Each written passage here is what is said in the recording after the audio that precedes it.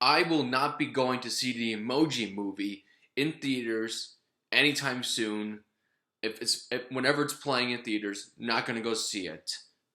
Not gonna spend 12 or more dollars on this movie.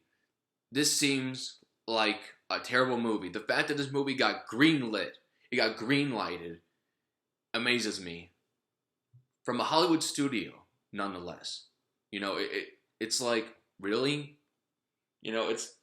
Why? I mean, people could say money, and people could say this, and people could say that. I mean, look, I'm dabbling in business myself. Speaking from a business point of view, this is a terrible investment. This is a terrible business decision to make, to to acquire capital to fund and produce a project like this. No, like, no. It just seems like, blah. It just seems like meh. It just seems like meh. This is a meh movie. At the very best, it's a meh movie. That's what it seems to me anyway. I've seen the trailers. I've seen the teaser trailer. It just seems just very not worth $12 plus. Like, oh my god, just like, I'm not gonna go see this movie in theaters. I do plan on seeing the movie later on Redbox for $1 or something below $5 rental, at the very least. Maybe if I get lucky enough, I can go to a library and there will be a copy at the library, and then I'll be able to get it for free as long as I give it back before there's a late fee. Like, yeah, just I've seen other reviews, many terrible reviews so far. Even kids not liking this, and that doesn't honestly surprise me. Like, we have this. Some people, I should say, have this excuse, this defense. I'm going to call it the child defense. It's not called the child defense. I'm going to call it the child defense or child excuse or something like that. Like, oh, it's a kid's movie. Oh, it's music made for kids. So we should just so it's okay to make a shitty movie because it's aimed for kids, or like no. And actually, this is a 4-quadrant movie. That's a filmmaking terminology, by the way. That means that there's 4 quadrants. That's 4 different demographics. And this is applying to actually all demographics. This movie may be applying to all different demographics as well. I read an article about that, so this was a 4-quadrant movie. 4-quadrant movies basically contains all the different demographics in 4 separate quadrants. One quadrant, for instance, is like adults, and others like teenagers, and others like kids, and there's the last one like older people or something. Or I don't remember exactly what the quadrants are. You can just Google them and find out. But I don't plan on seeing this movie. I'd much rather see Dunkirk or something else that's out there. Spider-Man again. Spider-Man was awesome and very entertaining. I highly doubt Wonder Woman's still out there. And there's just other movies out there. I can't remember them off the top of my head, but I'm sure if I Google them and I, find them, I'm sure there's other movies out there. And this idea that, like, it's a kid's movie, like, I've heard this, the reason why movie's actually doing better than I was hoping it was is because it's apparently the only kids movie out now at the box office.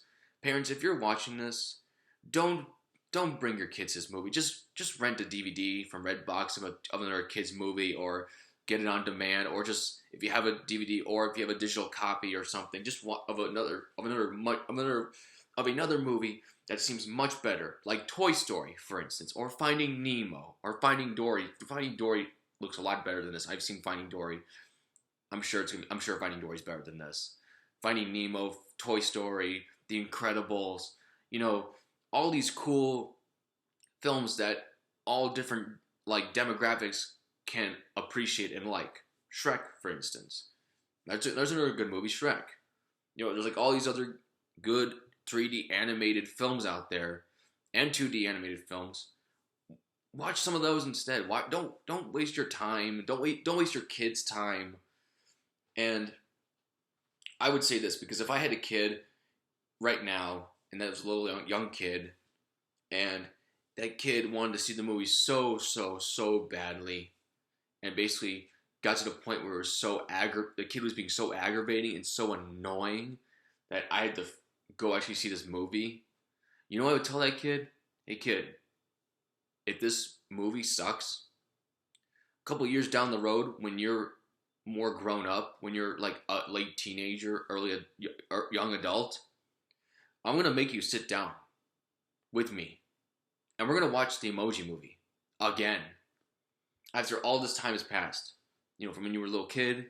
I'm gonna sit you down, and you're gonna have to watch this movie with me.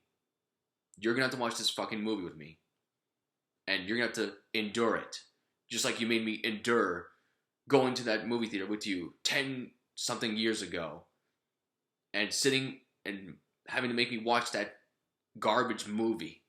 Yeah, I'm gonna make you sit down and watch it again with me, and make you realize how badly of a decision you made back then when you were a little kid. How much of a horrible decision you made, and how you didn't listen to me as your father to not see this movie. And the hope is that you look up and you're like, Dad, I'm so sorry that I dragged you to this movie. I'm really sorry. I'm so sorry. I was so wrong. I didn't realize what I was doing. I'll be, it's okay. It's okay, son or daughter. It's okay. It's all forgiven now. It's all forgiven now. And then we have a few drinks, possibly.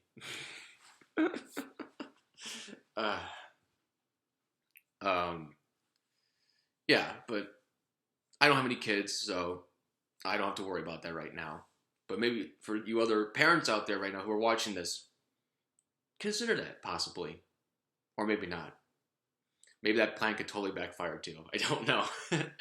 I haven't seen anyone done it yet, and it would take years to find out the answer to that question, to that idea.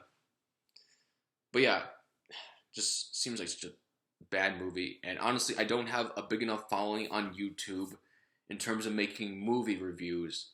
I have less than 1,000 subscribers as of the making of this video. So I don't find it worth it to review this movie, because there's already a bunch of other movie reviews out there. I feel like my review could just potentially get buried beneath all those other movie reviews, and it just doesn't seem like it's a worthy investment in my time or in money. So I would rather, if I'm going to make a review about this movie, because I'm not even sure I'll even make a review about this movie, but if I do, I'm waiting until it comes out for rental, and I'll probably get it at Redbox or something, because it's $1 at Redbox to watch on DVD, standard HD, not standard HD, just standard definition DVD. That's all you need to see. I don't need to watch this in 1080 HD or 4K.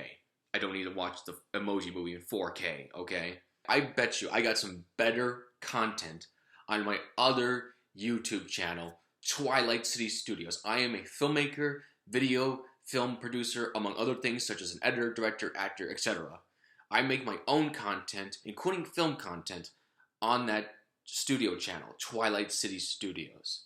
I got my short films up there. I got multiple videos up there.